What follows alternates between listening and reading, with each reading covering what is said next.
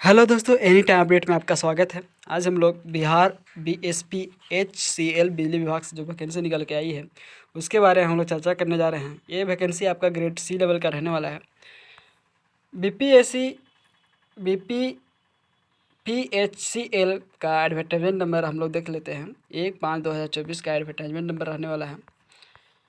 उसके बाद important dates में इसका एप्लीकेशन जो स्टार्ट होने वाला है 1/4/2024 से आपका एप्लीकेशन स्टार्ट होने वाला है और इसका लास्ट डेट रहने वाला है 30/4/2024 तक आपका लास्ट डेट रहने वाला है। ठीक है, इसका जो पेमेंट कटेगा वो आपका 30/4/2024 तक आपका पेमेंट काटने का लास्ट डेट रहने वाला है। ठीक है, एग्ज़ाम डेट इसमें मई से जून तक लिया जाएगा। एग्ज़ाम डेट का समय दिया गया है मई से जून तक का।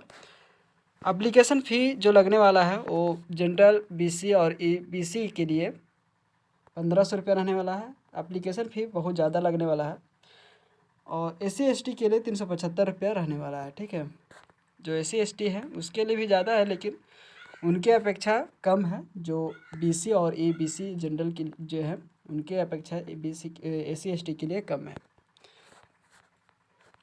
एज लिमिट आप लोग का 31/3/2024 तक रहने वाला है। एज लिमिट का गणना किया जाएगा। ठीक है, मिनिमम एज आपका 18 साल होना चाहिए और मैक्सिमम एज 37 तक मांगा गया है। जो पोस्ट बैच एज मांगा गया है। ठीक है, जैसे टेक्निकल ग्रेड 2 और जूनियर इलेक्ट्रिकल इंजीनियरिंग के लिए मिनिमम आपका 18 से 21 साल मांगा गया है और अदर पोस्ट के लिए मिनिमम 21 से 37 मांगा गया। ठीक है, कैटेगरी वाइज वैकेंसी है।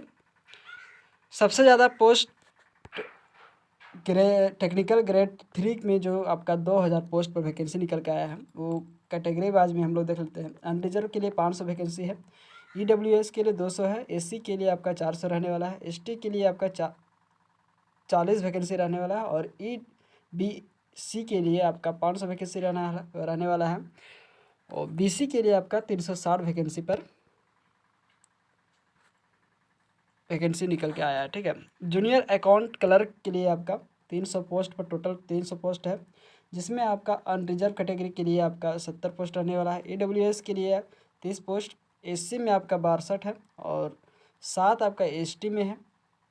उसके बाद EBC में आपका 80 है और BC में 55 है। ठीक है, कॉरेस्पॉन्डिंग क्लर्क में आपका 38 है अनरिजर्व कैटेगरी के लिए। EWS में आपका 15 है, SC में 30 है और ST में 3 है। EBC में आपका 37 है, BC में आपका 27 है और टोटल इसमें आपका 150 पोस्ट पर वैकेंसी निकल के आया है कॉरेस्पॉन्डेंट क्लर्क के लिए। ठीक है, स्टोर की असिस्टेंट के लिए स्टोर असिस्टेंट में आपका जूनियर के लिए स्टोर असिस्टेंट अनरिजर्व कैटेगरी में आपका 20 पोस्ट रहने वाला है। EWS में आपका 8 पोस्ट रहने वाला है। SC में आपका 16 पोस्ट रहने वाला है। ST में 2 पोस्ट रहने वाला है। EBC में आपका 20 पोस्ट रहने वाला है। BC में आपका 14 पोस्ट रहने वाला है। टोटल इसमें 80 पोस्ट पर वैकेंसी निकल के आई है। ठीक है, junior electrical engineer JEE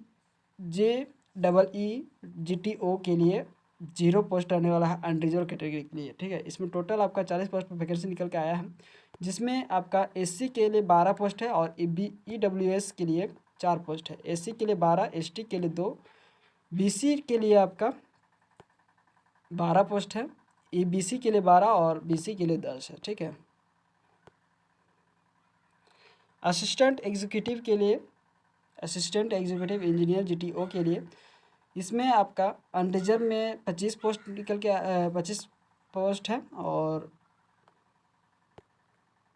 EWS में 4 पोस्ट रहने वाला है। EWS में 4 है। SC में 1 भी पोस्ट नहीं है। ठीक है, ST में 2 पोस्ट है। उसके बाद EBC में आपका 2 पोस्ट है और BC में आपका 7 पोस्ट है। टोटल 40 पोस्ट पर वैकेंसी निकल के आई है। एज रिलैक्सेशन देख लेते हैं। एज रिलैक्सेशन में आपका BC और EBC के लिए 3 साल रखा गया है। SC ST के लिए 5 साल रखा गया है। एजुकेशन क्वालिफिकेशन में पोस्ट बैच एजुकेशन क्वालिफिकेशन मांगा गया है।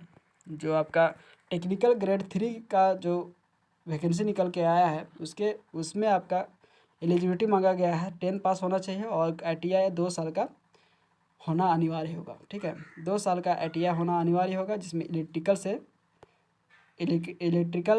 से आपका ITI होना चाहिए। ठीक है,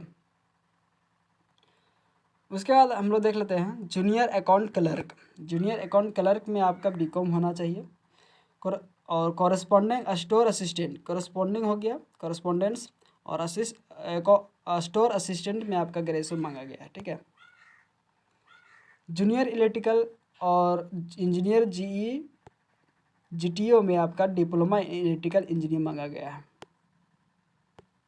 2 पोस्ट है, दोनों पोस्ट में आपका डिप्लोमा इन इलेक्ट्रिकल इंजीनियर मांगा गया है। ठीक है, असिस्टेंट एग्जीक्यूटिव और इंजीनियर GTO में आपका BE या BTech या इलेक्ट्रिकल या इलेक्ट्रिकल एंड इलेक्ट्रॉनिक्स इंजीनियर मांगा गया है।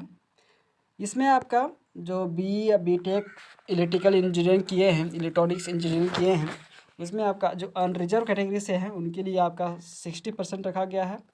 60% मार्क्स से आप अगर BE या BTech किए हैं तो आप इस वैकेंसी के लिए एलिजिबल हैं। या BE और EBC के लिए 55% मांगा गया है। ठीक है, ये अनरिजर्व कैटेगरी की अनरिजर्व कैटेगरी से जो बिलोंग करते हैं उनके लिए 60% रखा गया है, और BE और EBC के लिए 55% रखा गया है। ठीक है, SC ST के लिए आपका 50%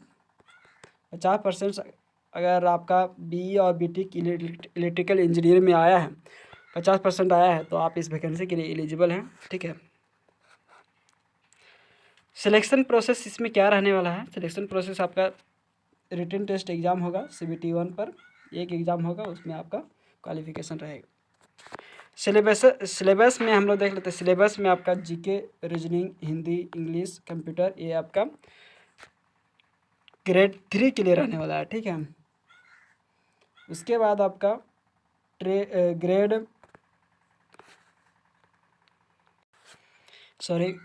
इसी में आपका मैथ नहीं मांगा गया है। ठीक है, जो ग्रेड 3 का जो वैकेंसी निकल के आया है, फर्स्ट वैकेंसी, उसमें टेक्निकल ग्रेड 3 का जो वैकेंसी निकल के आया है उसमें मैथ नहीं है, बाकी अदर सब्जेक्ट में आपका मैथ मांगा गया है। ठीक है, धन्यवाद दोस्तों। ऐसे ही वीडियो के अपडेट पाने के लिए सब्सक्राइब करिए हमारे चैनल एनी टाइम अपडेट को, लाइक एंड शेयर करिए। धन्यवाद।